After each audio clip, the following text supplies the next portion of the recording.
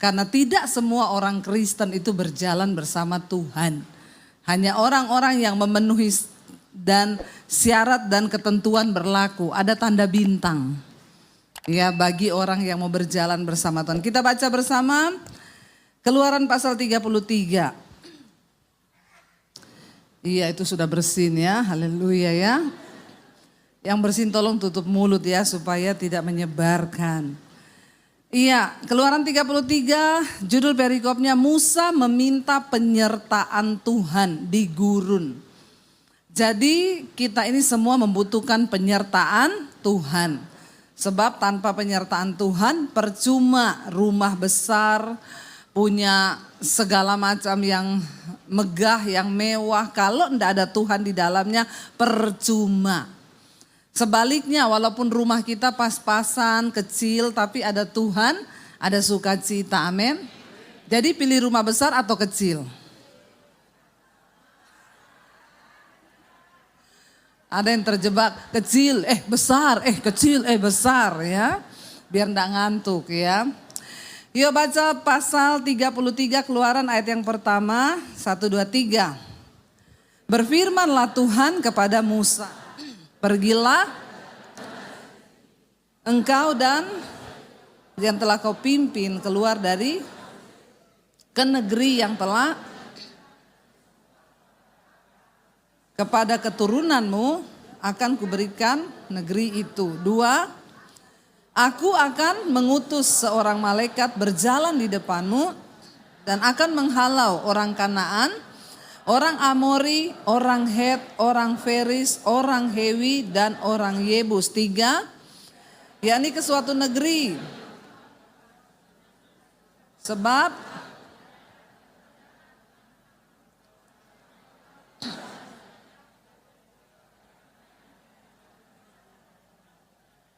amin.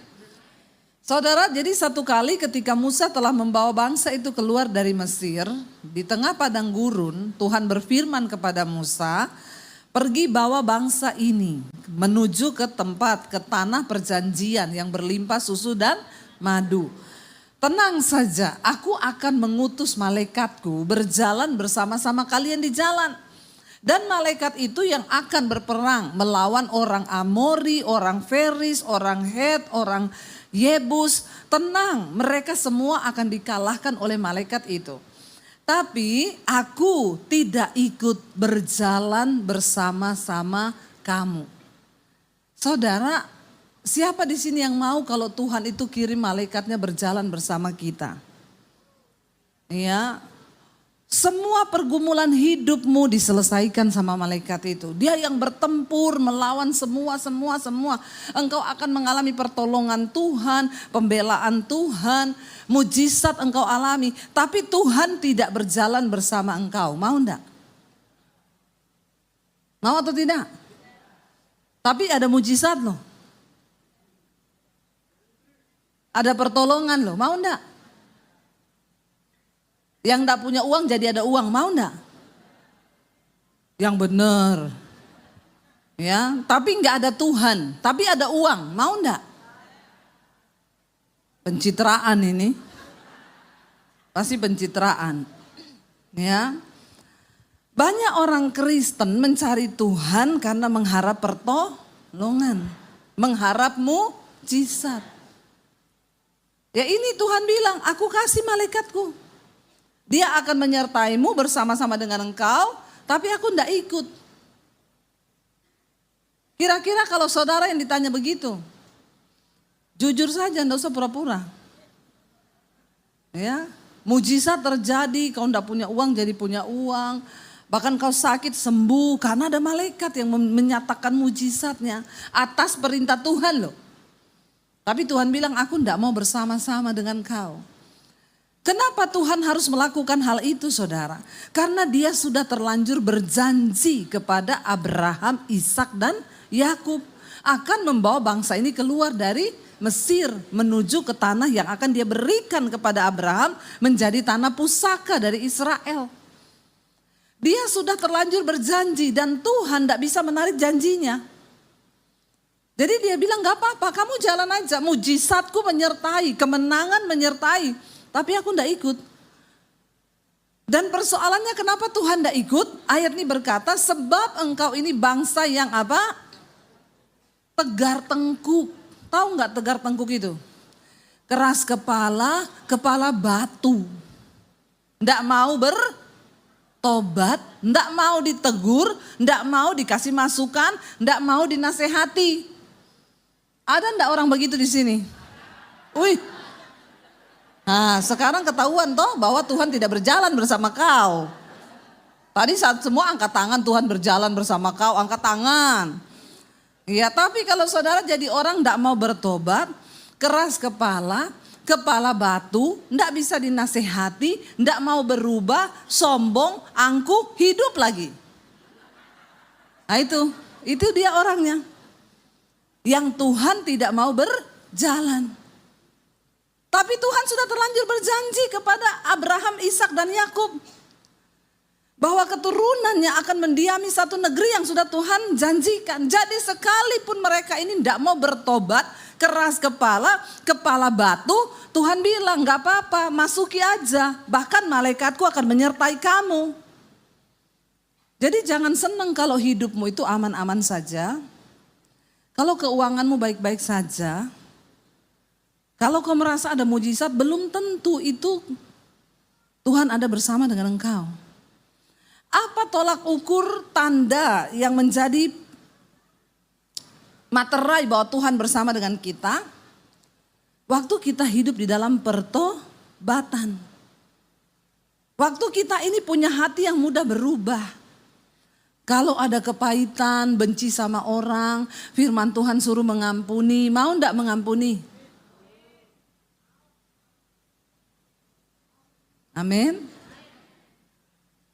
Tidak ada lagi yang punya kepahitan di sini? Ayo ngaku. Ya, enggak ada lagi yang punya kekecewaan sama orang? Ya, yang kalau dia itu. Nah, ini tanda kau masih punya kepahitan itu. Tuhan enggak mungkin berjalan bersama kau. Ya, karena apa yang Alkitab suruh kita harus nurut. Ketika kita nurut artinya kita menghormati Tuhan, barulah Tuhan berjalan bersama-sama. Kita aja sama orang yang bikin jengkel kita nggak mau kok berjalan bersama. Misalnya kita berjalan sama temen ya, nanti kamu gini, enggak mau. Kamu aja, saudara mau temenan sama orang gini? Kagak lah, kalau bisa saya left group. Ya enggak, ya. Blokir. Apalagi Tuhan. Alkitab berkata Tuhan itu bergaul karib dengan orang yang takut akan Dia. Yang menghormati Dia. Ya, takut akan Tuhan itu kata takut itu berbicara tentang takut beneran. Kalau seperti saudara kalau lihat harimau, saudara gemeteran kan? Nah, saudara itu harusnya sama Tuhan tuh begitu. Karena Tuhan tuh kudus. Amin. Tapi banyak orang Kristen tuh berani bikin dosa, nggak takut Tuhan. Karena dia pikir Tuhan nggak lihat. Ya dia pikir buktinya saya berdosa aja saya masih happy kok. Saya hidup dalam kepahitan juga saya masih hidup. Saya bersinah juga saya masih hidup kok sekarang. Selingkuh juga masih hidup kok saya. Jangan sesat, Allah tidak membiarkan dirinya dipermainkan. Karena apa yang ditabur orang itu juga yang akan dituainya. Amin. Jadi Tuhan bilang aku tidak bisa berjalan bersama-sama dengan engkau karena engkau ini bangsa yang tegar tengkuk. Ya, kepala batu, keras kepala, disuruh melakukan firman tidak mau. Nanti kalau hidupnya sudah ada masalah baru datang. Pak Wiryo, Bu Flora mau konseling. Minta didoakan. Coba kenapa saudara itu suka bolak-balik konseling. Enggak usah konseling, amin. Kalau ada masalah datang cari Tuhan. Tapi kan saya perlu curhat sama amin. Enggak usah cari manusia. Datang sama Tuhan, curhat sama Tuhan, doa, serahkan hidupmu, serahkan persoalanmu, nangis saja nangis. Ya, bolak-balik konseling, yang dikonselingi juga itu terus. Orang itu ya kan kalau konseling sama saya, Bu tolong dong Bu, kasih waktu dong Bu, saya ini mau konseling Bu, apa? Sebentar saya lagi pelayanan, Bu tolong dong, nanti 1 jam lagi, Bu tolong saya lagi seminar, Bu tolong dong, masa gak mau loh, tolong dong. Akhirnya saya bilang, iya sekarang bisa telepon. Bu, saya ini sudah gak mau hidup Bu, pergumulan saya berat, kenapa? Saya terlilit pinjol. Alah. Ya, urusannya pinjol. Ya, kenapa kau terlilit pinjol? Di sini ada yang kena pinjol? Gak usah angkat tangan, nanti saya baptis ulang. Saya rendam agak lama 20 menit. Supaya kau buka mata langsung di rumah Bapa di sorga. Lebih baik tubuhmu binasa tapi jiwamu selamat. Jangan saudara ya, kita ini kalau mau mencukupkan diri hidup dengan apa yang ada sebenarnya cukup. Sebenarnya cukup. Tapi kenapa hidup kita jatuh dalam persoalan terlilit utang, pinjol? Ya karena kebanyakan gaya. Oh, tul. Iya toh? Ya, memang benar karena hukum fisika bilang tekanan itu berbanding lurus dengan gaya. Berarti semakin banyak gayamu, semakin banyak tekananmu. Makin banyak gaya, makin banyak Bilang kanan kirimu, gak usah banyak gaya kau. Biar gak banyak pergumulan. Bilang, biar gak banyak masalah. Hidup itu kalau apa adanya saja disyukuri, gak banyak masalah. Gak perlu pinjol. Kenapa bisa pinjol? Ya karena kebanyakan gaya. Kemarin itu loh ada orang nonton Bruno Mars. Gajinya sebulan 3 juta. Gaji untuk bulan depan di kasbon untuk beli tiketnya Bruno Mars. Bulan depan dia tidak ada uang mau hidup. Saya suruh pindah ke Mars. Siapa suruh kau nonton Bruno Mars? Lebih baik kau pergi tinggal di Mars. Gaji untuk bulan ini sudah tidak ada. Karena bulan lalu sudah kasbon buat beli tiket Bruno. Ini kan kalau saya bilang goblok ya. Maaf saudara. Otakmu tuh kau gak pakai buat berpikir sesuai yang Tuhan mau. Kenapa cuma karena mau gaya-gayaan mau nonton konser Bruno Mars. Gaji kan buat hidup 1 bulan. Ya, habis itu pinjol. Nanti kalau sudah begitu pinjol itu. Sekali pinjol, memang pinjol itu enak. Cuma dibilang begini, saya sering dapat ini, dikirimi SMS. Debbie Basir selamat, kau mendapat pinjaman sampai 50 juta. Cuma kirim foto pegang KTP. Nggak usah dibalas, langsung diblokir yang begitu-begitu itu. Blokir saja ya. Sekarang ini orang semua tawarin utang. Bank-bank itu loh telepon. Halo Ibu Debbie selamat siang, kami dari bank ini mau menawarkan hutang ya Bu ya. Ibu dapat fasilitas sampai 100 juta. Ya dan ini bunganya paling rendah, hanya Ibu yang kami tawarkan loh Bu. Saya bilang saya mau asal kredit tanpa angsuran. Ya kalau cuma tanpa anggunan mau aku. Kalau kredit tanpa angsuran mau saya. Dipaksa, ambillah Bu, lumayan loh Bu, 100 juta loh Bu. Saya bilang saya enggak butuh uang. Loh Ibu masa enggak butuh uang? Buat apa buat apa? Enggak butuh. Ya mumpung ini dicicil loh Bu, saya enggak mau utang. Kenapa Bu? Udah mau kiamat. Kau jangan paksa-paksa saya utang. Nanti kalau saya enggak bisa bayar, saya masuk neraka. Kau juga yang bertanggung jawab. Amin Bapak Ibu. Jangan tergiur kalau ditawar-tawari utang. Ya. Jangan mau. Pokoknya aku mencukupkan diri, firman Tuhan bilang, cukupkanlah dirimu dengan apa yang ada padamu. Kalau kita belajar mencukupkan diri mesti cukup. Kenapa jadi tidak cukup? Karena keinginanmu lebih besar dari kebutuhanmu. Makanya daging ini perlu ditekan. Nggak usah sok gaya-gayaan. Kalau nggak ada ya bersyukur. Kalau ada ya nata kehidupan. Ya kalau nggak ada Enggak usah, saya dulu waktu masih miskin, saya pernah miskin loh. Bener loh. Ya. Dulu kita naik motor, punya motor 1, anak 3. Kalau pelayanan mau bawa anak-anak titip di mertua, naik motor bonceng 5. Bener, saya cerita bener. Ya, anak 3 kami berdua. Saya duduk paling pojok itu, tinggal di besinya motor itu loh. Teganya kau menertawakan saya. Ini kisah sedih, harusnya saudara menangis dan terharu. Ya, sampai kalau ada jeglongan saya bilang suami saya, hati-hati loh, aku jatuh loh, aku jatuh loh. Anak 3 di tengah saudara.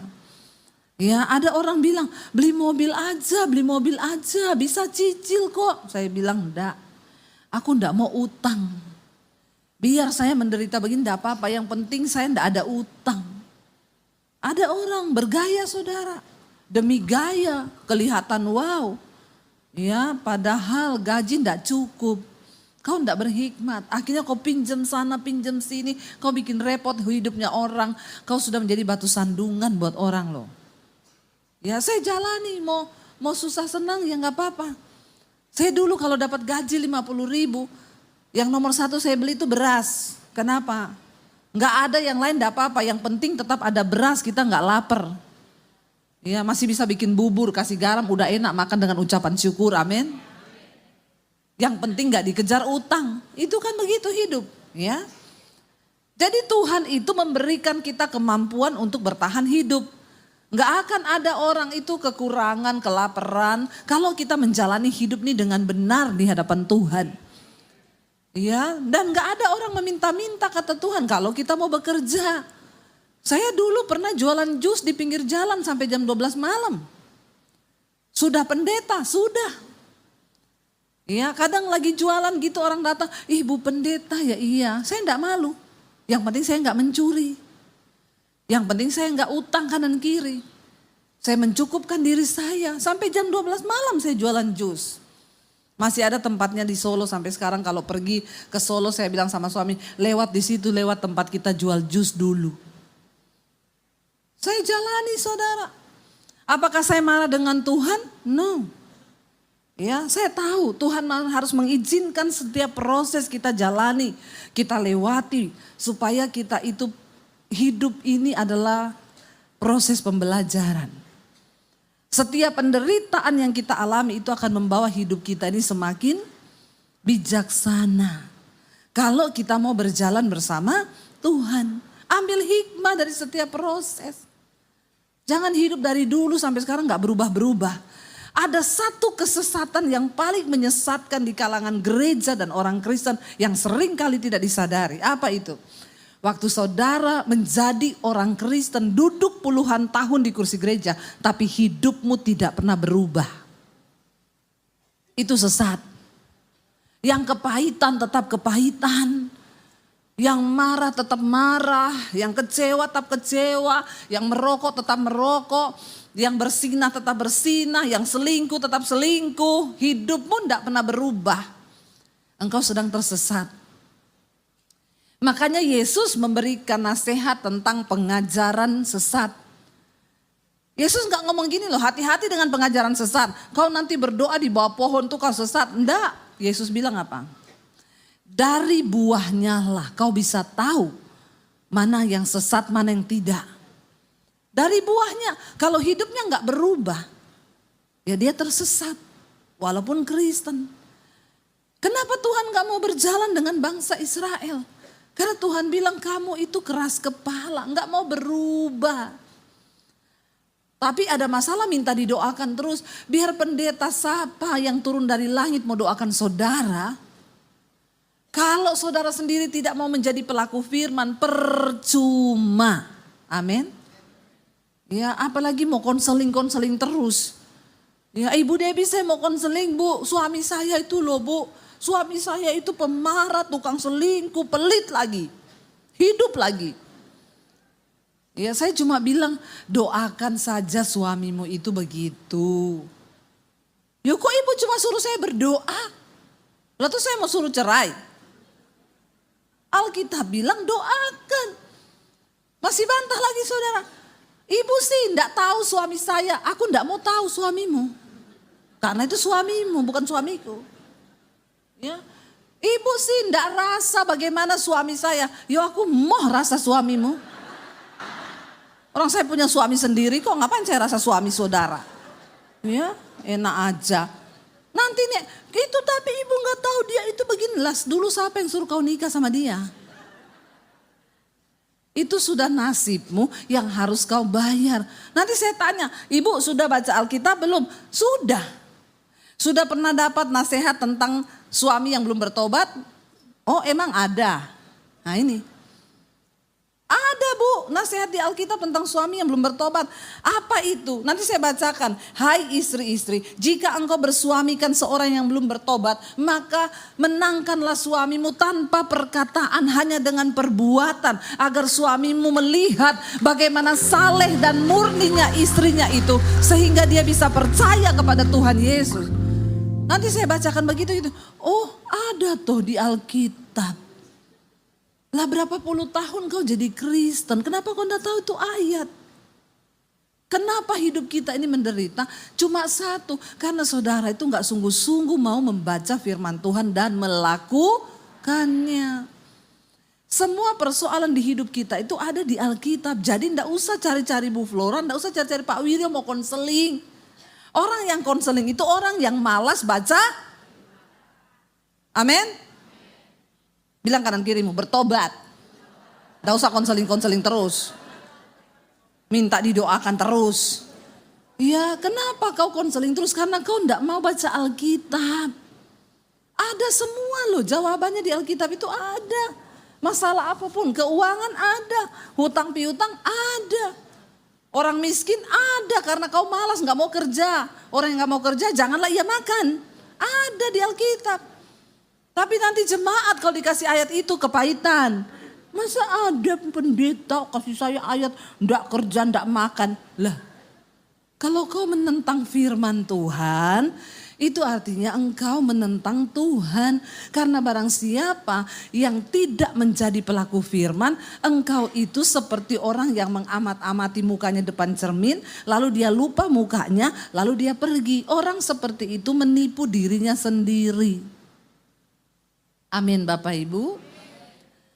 Ayo Tuhan tuh mau berjalan bersama-sama dengan kita. Mari kita lihat dalam 1 Samuel pasal yang ke-15 ayat 22 sampai ayat 23 saudara. 1 Samuel pasal 15 ayat 22 sampai ayat 23. Tuhan itu suka dengan ketaatan kita. Baca bersama dengan suara yang keras. Tetapi jawab Samuel, apakah Tuhan itu berkenan kepada korban bakaran dan korban sembelihan sama seperti mendengar suara Tuhan? Sesungguhnya mendengarkan lebih baik daripada korban sembelihan. Memperhatikan lebih baik daripada lemak domba-domba jantan. Sebab pendurhakaan adalah sama seperti dosa bertenung dan kedegilan adalah sama seperti menyembah berhala dan terafim. Saudara perhatikan, orang yang tidak mau bertobat itu disebut durhaka. Ya, kita kalau sebut anak kurang ajar sama orang tua itu sebutannya anak durhaka. Nah kita ini anak Tuhan. Tapi kalau kita menentang Tuhan, tidak mau mendengarkan firman Tuhan, nggak mau menjadi pelaku firman, berarti kita ini anak.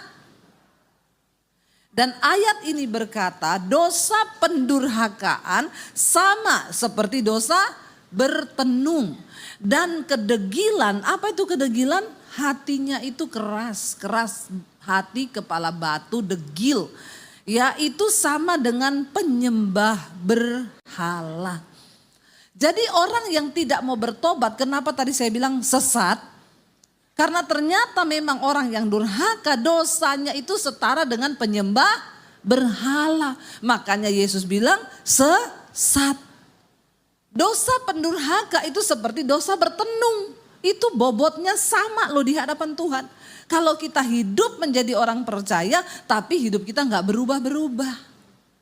Kita ini dikatakan sama dengan orang penyembah berhala, sama dengan orang bertenung. Tapi kelihatannya kan gak berdosa toh. Cuma gak mau berubah toh. Padahal dosanya di hadapan Tuhan sama dengan penyembah berhala. Ngeri nggak saudara? Ngeri, makanya seringkali kita tidak menyadari kita ini hidup di bawah kutuk. Hidup kita nggak pernah berubah, nasib kita nggak pernah berubah. Kenapa? Karena karakter kita tidak berubah. Nah kalau sudah begitu, jangan harap Tuhan mau berjalan bersama-sama dengan kita saudara. Orang yang berjalan bersama Tuhan bukan berarti tidak ada masalah. Yusuf berjalan bersama dengan Tuhan. Ketika dia mendapatkan mimpi akan dipakai Tuhan menjadi seorang yang nanti berpengaruh di Mesir. Ketika Yusuf mendapatkan visi dari Tuhan, dia cerita visinya, justru hidupnya masuk dalam masalah. Dia mau dibunuh sama keluarganya, dia dijual sebagai budak, dia jadi budak di Mesir. Apakah orang yang berjalan bersama Tuhan tidak ada masalah? Justru banyak masalah. Tetapi apa perbedaannya saudara? Waktu kita berjalan bersama dengan Tuhan, ya, sekalipun ada masalah, kita memperoleh kekuatan. Orang yang berjalan dengan Tuhan ada damai sejahtera. Makanya saudara jangan pernah mengukur penyertaan Tuhan itu dari kekayaan atau harta. Banyak orang kaya yang rumahnya tidak ada Tuhan di dalamnya. Ya, dia hidup dalam marah-marah, emosi. Saya sering makan sama orang kaya. Makanannya mahal, harganya jutaan saudara. Lagi makan, saya makan enak, dia terima telepon. Halo, itu bagaimana? Saya suka bilang, maaf ya Bu Pendeta, maaf, keluar dia. Masuk, baru mau duduk makan, telepon bunyi lagi. Kan saya sudah bilang, maaf ya Bu, keluar. Saya bilang begini, memang benar Alkitab berkata, orang fasik bekerja untuk orang benar. Orang kalau nggak mau bertobat, masuk orang fasik. Dia bekerja mengumpulkan kekayaan untuk dinikmati orang benar. Dia yang bayari makanan saya jutaan, saya makan enak, dia nggak bisa makan enak. Lo benar nggak? Hah? Benar Alkitab bilang orang fasik itu disuruh bekerja sama Tuhan. Mengumpulkan kekayaan yang pada akhirnya akan diserahkan kepada orang benar. Itu benar. Ya, saya banyak melihat orang kaya. Hidupnya gak ada damai sejahtera. Berantem sama istri. Rumah tangganya kacau balau. Ini loh yang saya masuk penyertaan Tuhan. Saya pernah merasakan hidup yang bagi orang itu mungkin penderitaan. Naik motor 1 berlima. Ya bayangkan saudara, akhirnya karena saya sudah naik motor berlima, anak semakin gede, saya pikir beli mobil lah ya. Satu kali saya pelayanan di satu perusahaan. Lalu bosnya tanya, Bu Debbie ibu punya mobil? Enggak punya. Ibu mau enggak mobil itu? Mobil tua tahun 80.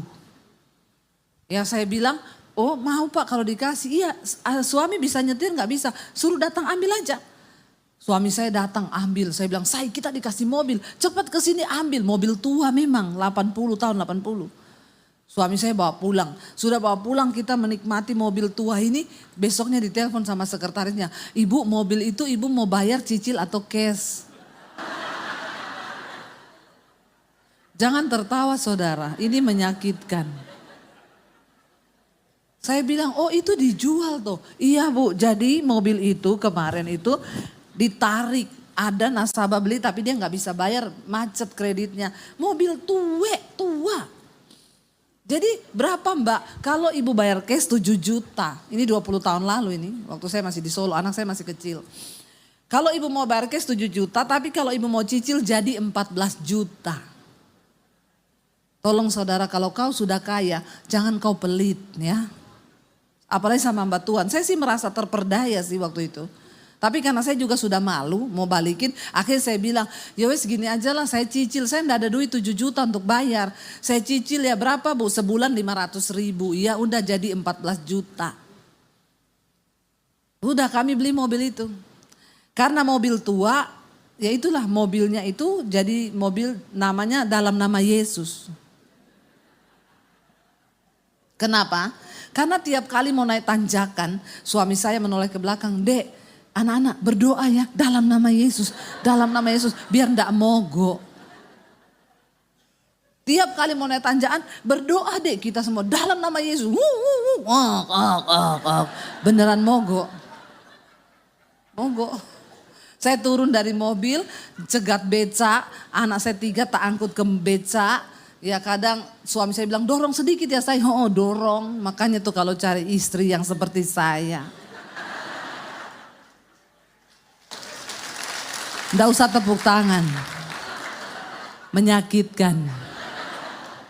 Bisa dorong mobil, pasang gas bisa, ganti galon bisa, kesetrum ndak mati. Saya itu, saya. Ya. Iya saudara, anak-anak pindah ke beca. Pernah kita mau ke mall, parkir di bawah habis, yang ada tinggal lantai 2. Suami saya bilang, waduh naiknya tinggi say. Tapi kita ndak bisa, memang harus di situ. Doa ya dalam nama Yesus. Suami ancang-ancang gas, wong. Kita semua dalam nama Yesus, darah Yesus digas saudara. Sampai di tengah, tak. Saya teriak, apa itu saya? Ya ampun Tuhan. Knalpot jatuh. Nggak mogok sih, tapi knalpot jatuh. Saya turun, kan takut ada mobil dari bawah. Saya turun, saya bilang, say cepat kamu naik aja, knalpotnya tak angkat. Istri idaman. Angkat knalpot. Nggak usah tepuk tangan. Ya, saya angkat knalpot, panas ternyata. Saudara ya, itu memang suka duka kami tuh. Ya, itu karena mobil hasil tarikan, jangan beli yang barang-barang hasil tarikan, itu ada kutu gitu. Ya, akhirnya suami saya bilang, ya sudahlah gini saya, dibawalah ke bengkel. Pak ini tolong perbaiki, tiap minggu masuk bengkel. Tukang bengkelnya gini bilang, Pak ini mobil sudah tua banget Pak. Ini Bapak kayak ngopeni janda tua. Maaf ibu-ibu janda tua, nanti hari ini batuk, minggu depan sakit lutut, besok encok, ya memang begitu. Perlu turun mesin. Jadi dia bilang bagaimana kalau kita turun mesin saja di mobil Pak. Ganti semua baru. Oke kata suami saya. Habis berapa? 6 juta. Aduh hampir kayak harganya. Tapi ya gimana kita cuma bisanya itu. Dan bengkelnya anak Tuhan. Nggak apa-apa buat Ibu Debbie dicicil. Ya, bayangkan dicicil saudara. Akhirnya ganti semuanya plus dicat baru. Tadinya warna merah diganti abu-abu. Wih agak bagus saudara. Kita pelayanan ke Surabaya, naik mobil teman saya. Mobil kita disuruh parkir di pabriknya. Berangkatlah kita ke Surabaya, itu mobil kan di Solo. Sampai di Surabaya ditelepon, ini mobil sedan, ini mobilnya siapa ya, kenapa? Banjir. Kuncinya di bawah suami saya. Ini kuncinya enggak ditinggal toh, enggak. Lah, terus mobilnya sudah tidak kelihatan. Saya bilang sama suami saya pulang, mobil itu jual aja, buang, ada kutuk di situ. Karena itu mobil tarikan yang orang nggak bisa bayar, terus kita beli, itu dikutuk sama pemiliknya. Ya jadi saudara, ya saya pernah mengalami itu semua loh, ya. Jangan pernah melihat kita yang hari ini, karena semua orang itu pasti punya cerita. Tapi di saat itu apakah saya nggak bersyukur? Saya bersyukur.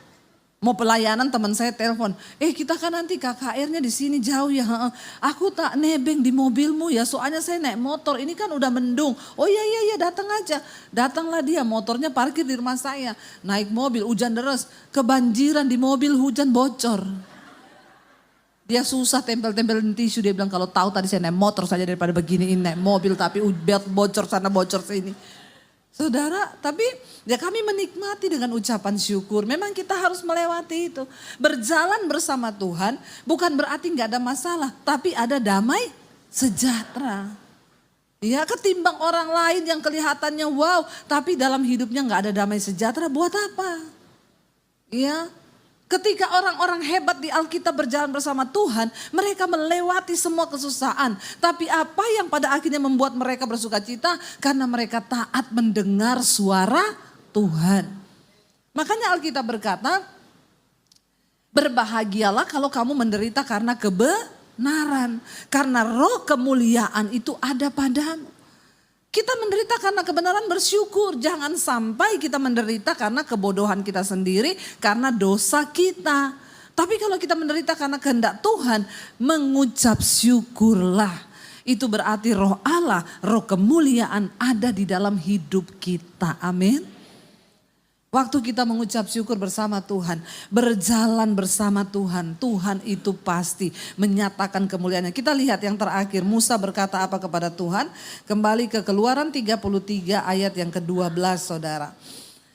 Akhirnya Musa berkata begini kepada Tuhan. Baca bersama ayat yang ke-12.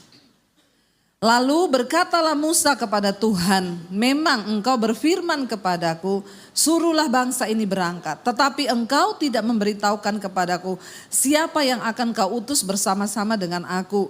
Namun demikian engkau berfirman, aku mengenal namamu dan juga engkau mendapat kasih karunia di hadapanku. 13, maka sekarang jika aku kiranya mendapat kasih karunia di hadapanmu, beritahukanlah kiranya jalanmu kepadaku sehingga aku mengenal engkau, supaya aku tetap mendapat kasih karunia di hadapanmu. Ingatlah bahwa bangsa ini umatmu. Ayat 14. Lalu ia berfirman, aku sendiri hendak membimbing engkau dan memberikan ketenteraman kepadamu. 15, berkatalah Musa kepadanya, jika engkau sendiri tidak membimbing kami, janganlah suruh kami berangkat dari sini. 16, dari manakah gerangan akan diketahui bahwa aku mendapat kasih karunia di hadapanmu? Bukankah karena engkau berjalan bersama-sama dengan kami, sehingga apa? Aku dan umatmu ini dibedakan dari segala bangsa yang ada di muka bumi. Waktu Tuhan berjalan bersama dengan kita, Alkitab berkata, kita ini berbeda dengan orang yang ada di luar Tuhan. Waktu Tuhan berjalan bersama kita, ada damai sejahtera di hidup kita. Saat ini orang dunia sedang ketakutan. Semua tidak mengerti nanti ke depan apa yang akan mau terjadi. Ya, Yesus berkata orang-orang dunia di akhir zaman akan mati ketakutan. Berhubung dengan berita-berita yang akan didengar. Ya, hari ini banyak orang ketakutan, lempeng bumi mau bergerak. Banyak yang tanya, ibu gak mau lari ke Singapura? Ya, saya bilang, ibu gak mau lari ke luar negeri? Saya bilang, biar kau mau lari ke Mars, ke Pluto sana. Kalau sudah waktunya mati, mati. Gak usah berpikir mau lari kemana. Hari ini lakukan bagian kita, mencari perkenanan Tuhan. Soal mati atau tidak, itu urusannya Tuhan. Soal ini lempengan bumi mau bergerak atau tidak, walaupun manusia sudah memprediksi setiap ratusan tahun terjadi, kalau Tuhan berkata tidak, tidak akan terjadi. Amin. Bagian kita, ayo taat pada Tuhan. Sebab dia lebih suka hati yang mendengar daripada sekedar mempersembahkan korban. Ketaatan kita itu yang Tuhan suka. Hari ini saudara, jangan pernah engkau hidup berjalan sendiri. Libatkan Tuhan dalam hidup kita. Amin. Biar kita mau bangkit berdiri bersama, kita mau katakan di hadapan Tuhan, bila engkau tak besertaku Tuhan, aku tidak mau berjalan.